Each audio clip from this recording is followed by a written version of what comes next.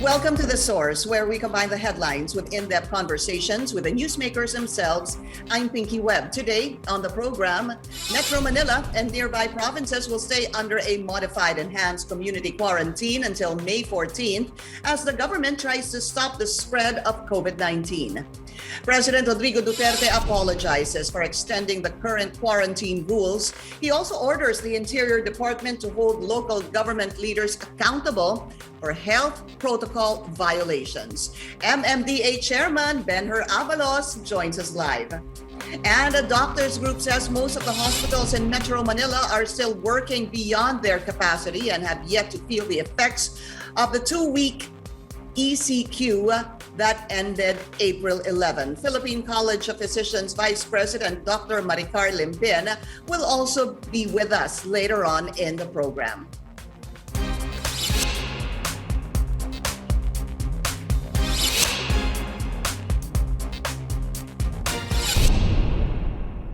Well, President Rodrigo Duterte apologizing for the government's decision to extend the current quarantine classifications in Metro Manila and several other provinces. The president made the statement during his address to the nation last night.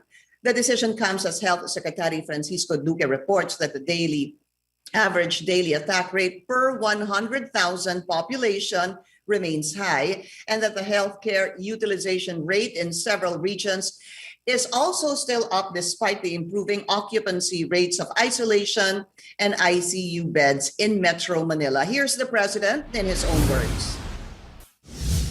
I'm sorry that I have to impose a longer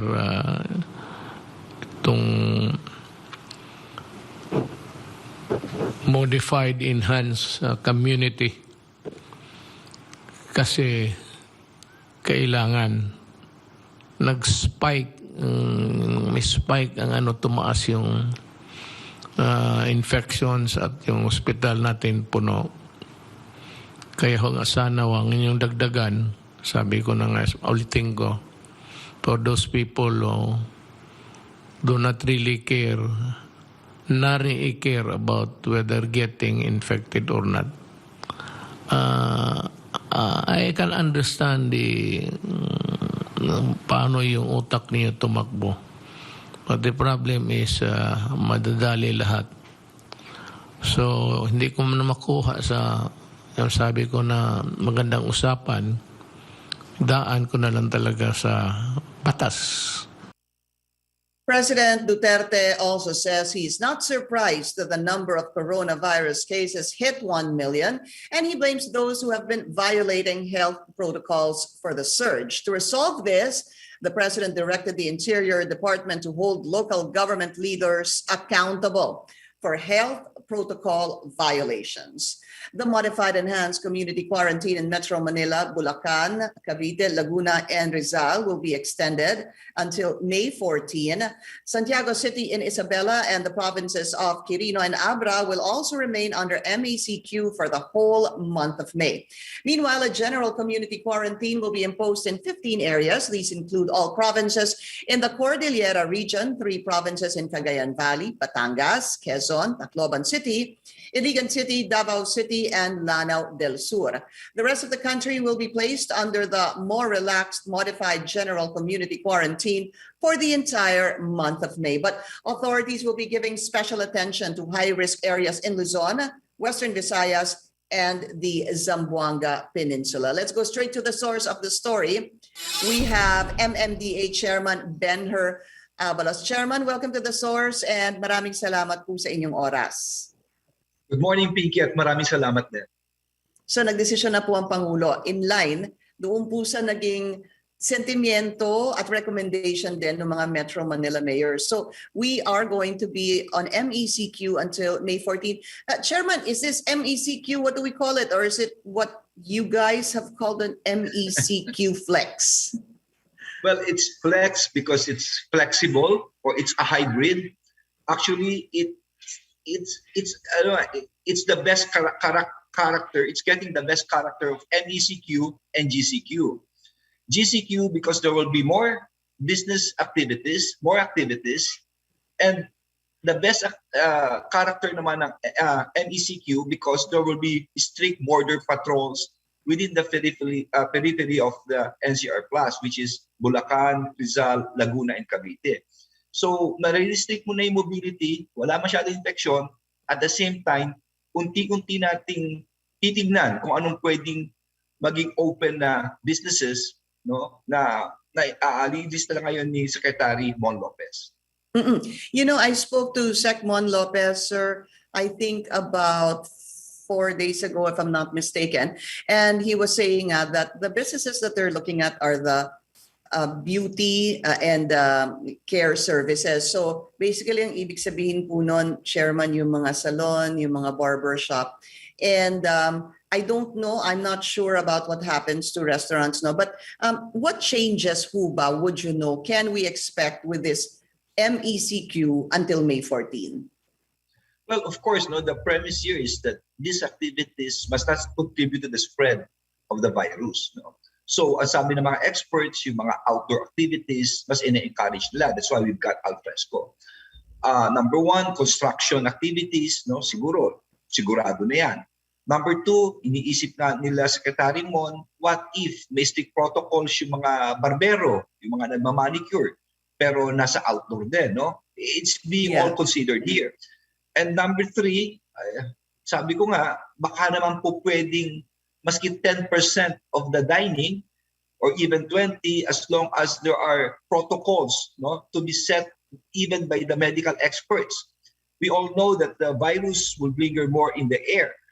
Pero baka naman merong technology like HEPA filters or what, or yung isa nga namin secretary, sinasabi rin, si Secretary Villar, papaano daw kung pwedeng within the mall itself, hindi doon sa loob ng restaurant, pero doon sa alleyway, no? Para bang al fresco within an indoor one, no? I mean, these things could also be considered, itingnan ng health experts kung anong mga equipments ang kailangan, anong mga protocols ang kinakailangan. Basta ang importante lang rito is that there should be no spread of the virus. At the same time, titingnan natin, iisa-isahin natin mga negosyong po pwede. At of course, that goes without saying that we could even ask the LGU, no? Sa amin sa Mandaluyong, we've already identified certain areas along the Pasig River na baka tulungan namin yung aming mga restaurants, ibibigay namin sa kanila for the meantime na maging al fresco dining, no? Dahil meron silang samahan ng mga restaurants, no, para naman makatulong din, no? And you know, this could even spread. Yes.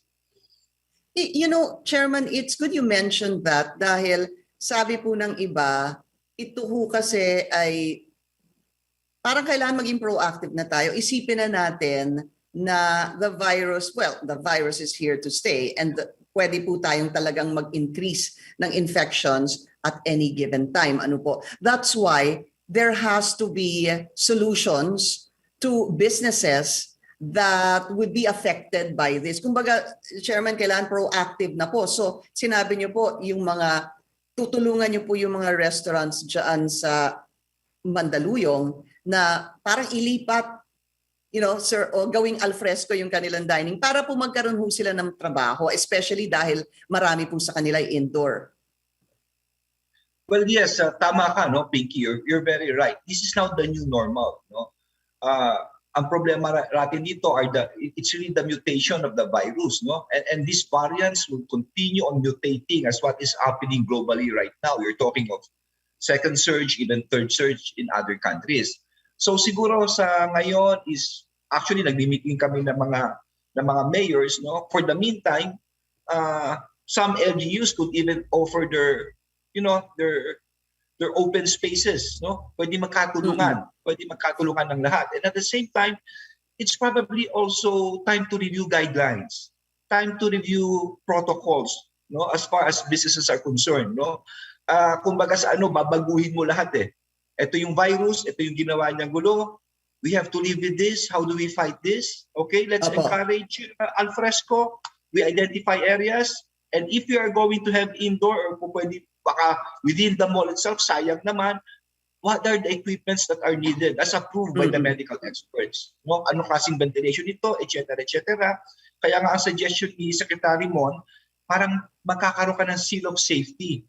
If you're going to this restaurant and you see this seal of safety, dahil syempre, vulnerable Panatagal ka, loob mo. no? Kumakain ka eh. Kung makita mo, oops, safe pala rito, may seal of safety, mas kakain ako rito. So these are just some of the things that could be discussed really. Opo.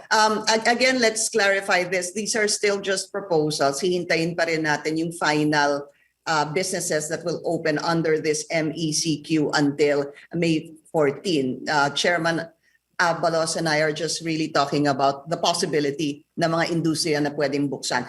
Maliban po doon, maybe you can share some more sectors. So sabi niyo po construction, yung mga beauty services at mga restaurants. Meron pa po kayang pag-usapan yung mga Metro Manila mayors na pwede pa rin pong buksan?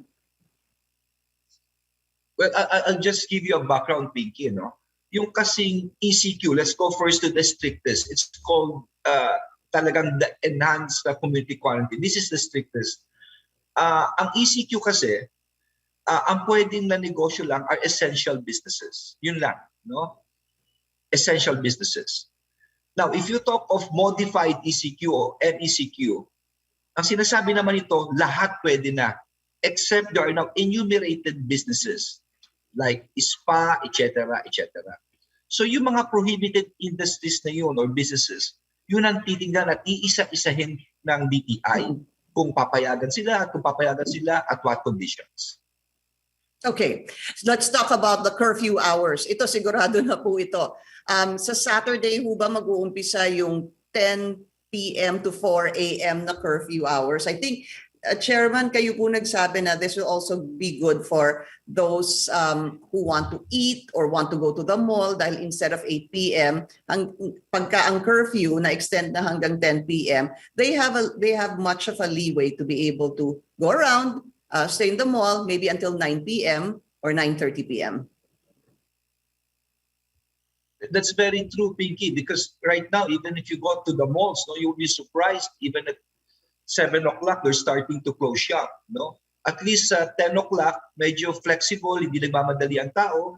You could even close at 9 probably. And not only that, no? Yung mga susweldohan workers, ibis na undertime sila, they could really be paid for the full 8 hours. No? Yun ang maganda rito. So it will give more working time to our workers, and at the same time, hindi nagmamadali at saka mga negosyo, masaya paano gumanda naman. But one thing lang, Pinky, no, this is what I've really noticed. I've been going around and ang pagkakaiba ngayon tsaka before, let's say January, ang tao ay kukonti medyo takot eh. Mas takot ang tao ngayon eh. Siguro with the effect of the variants, lahat, no? Kaya tama ka rin, this is now the new normal eh.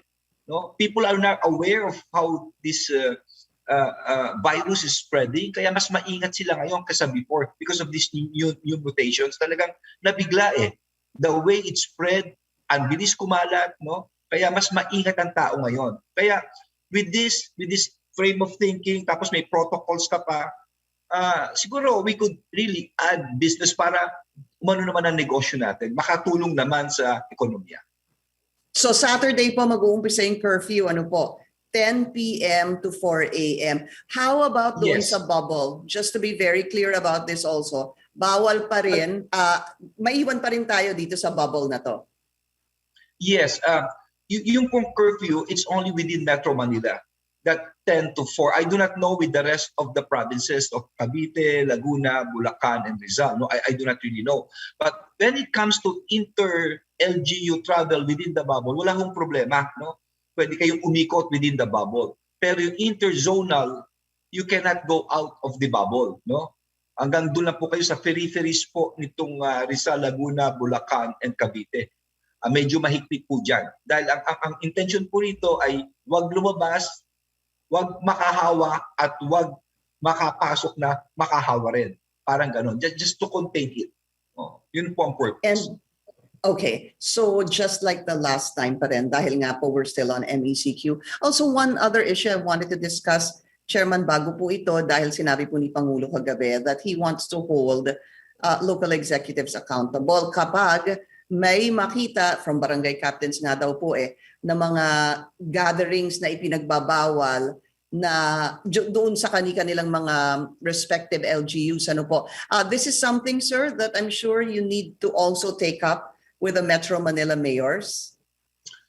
Actually, one of my staff just informed me this morning na siguro kaya raw sabi ng Pangulo because of parang may isang incident daw in a certain LGU na parang may piyesta pa yata o may sayawan or something parang ganon So these kind of things talagang bawal po ito under MECQ. No? Ang sinisigurado lang kasi ng presidente dito ay talagang higpitan na lang natin kasi mahirap we've gone, I mean, napababa na natin and for this, Pinky, I would really like to take this opportunity to thank all of those people from Metro Manila. No, congratulations, Juan de la Cruz of Metro Manila, ang mga mayors, ang mga barangay captains, mga kagawad, mga doktor, napababa na natin. Thank you. Pero sayang naman kung just one incident, kakalat na naman, sayang ang sakripisyo. Just imagine, Pinky, within the last 2 weeks, nagbaba tayo ng ayuda. And that ayuda is for the 80% of the population. 80%. 2 weeks na nakakalipas niyan. Aside from that, you've got mass vaccinations all over the Philippines. Specifically lalo sa Metro Manila Plus. Dahil dito nakakoncentrate. Sabay-sabay lahat ito. Kung tutuusin mo, ang daming tao nito. And yet, despite this, in 2 weeks, imbis na tumaas ang kaso, imbis na bumaba pa rin. Meaning, yung protocols na implement ng tama. Yung mga tao talaga may disiplina. Sayang kung papabayaan ito. From that point of view, siguro yun ang sinasabi ng presidente. Let's maintain this. It's all for our own good. Okay. So we'll wait, Chairman, hintayin po natin kung ano yung mga sigurado tayong industriya na bubuksan at ano po yung capacity nila. Chairman Benhur Abalos, sir, take care and maraming salamat po sa inyong oras. Stay safe, Pinky. Ingat ka rin. At sa mga nanonood po, maraming salamat po. Ingat po tayong lahat. Thank you.